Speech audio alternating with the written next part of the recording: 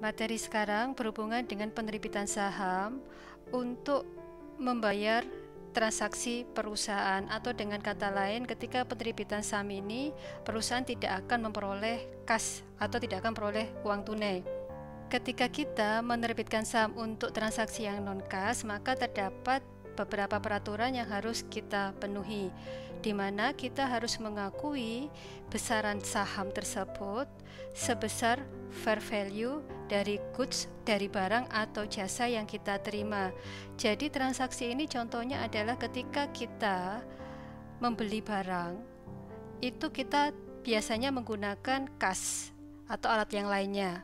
Tetapi di sini kita bayarnya tidak menggunakan kas, tetapi kita bayarnya dengan menggunakan saham. Sehingga nanti nilai saham itu akan kita tentukan nilainya berdasarkan fair value atas barang atau jasa yang kita terima. Atau kita menerapkan peraturan yang kedua, tergantung kondisinya nanti.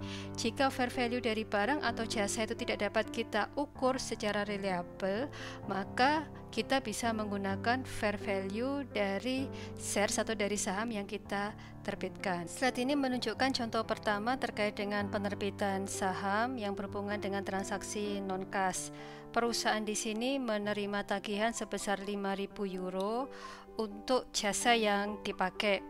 Kemudian biasanya ketika kita mendapatkan tagihan 5.000 euro, itu kan kalau kita bayar secara tunai, maka kita akan menjurnalnya kas kredit, kemudian organization expense debit, seperti itu, atau organization expense debit kas kredit sebesar 5.000.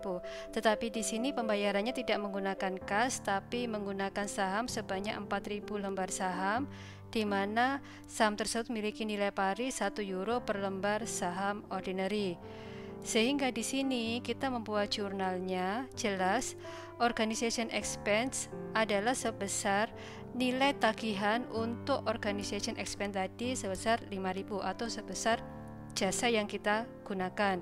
Selanjutnya kita akan menjurnal share capital ordinary sebesar 4.000, yaitu sebesar nilai yang dihargai oleh penjual dan pembeli tadi senilai 4.000 lembar saham untuk $1 pari per lembar sahamnya.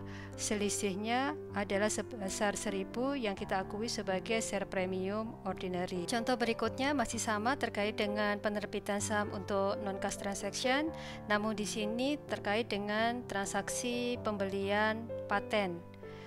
Di contoh yang pertama di sini disebutkan bahwa Marlo tidak dapat menentukan berapa fair value dari paten, tetapi Marlo mengetahui fair value dari saham. Nah, di sini perusahaan ini memiliki kewajiban untuk menentukan berapa nilai paten. Karena kita juga bisa mengakui nilai paten sebesar share capital, berapa nilai share capitalnya. Sehingga di sini paten ini dihargai sebesar 140.000 yang menggambarkan fair value dari saham.